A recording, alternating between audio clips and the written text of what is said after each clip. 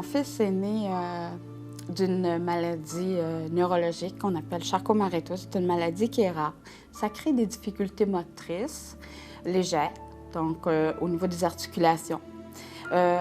Les maladies de ce genre-là sont tellement rares que ça appartient à chaque individu, l'évolution est différente. Donc, Frédéric a toujours eu un plan d'intervention, une orthopédagogue de désigner en aide pédagogique depuis sa première année. Donc, ça allait bien jusqu'à sa 4e année. Dans les écoles, l'école où est-ce qu'il allait, donc au niveau des 2 cycles, des 2 années, c'était le même professeur, le même enseignant. Ça a bien été. C'était un travail d'équipe avec Marie-Enfant, le professeur, la direction, puis l'orthopédagogue et moi.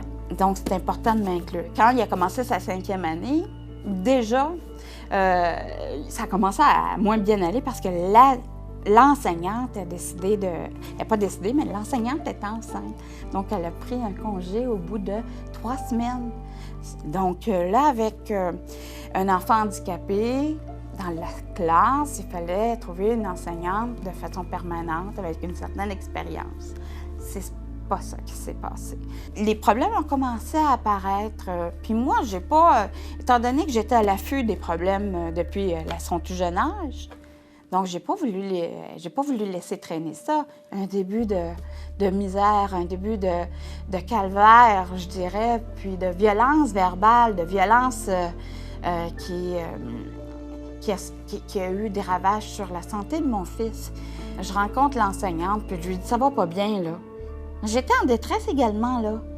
J'ai dit, parce que j'essayais par tous les moyens, je sollicitais la directrice, je sollicitais le travailleur, l'éducateur spécialisé. Quand j'ai été chercher son bulletin, elle m'a dit, pour la première fois, j'ai vu de mes yeux à quel point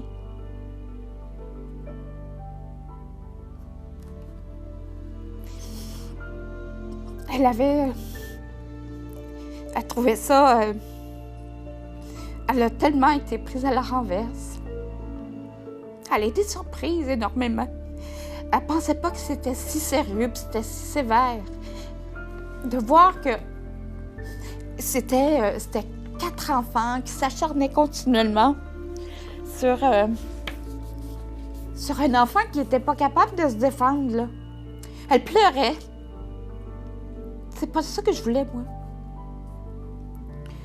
Je voulais pas avoir une enseignante qui faisait de l'apitoiement.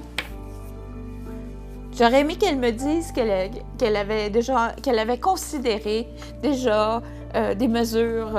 Elle en avait parlé à d'autres personnes. Non!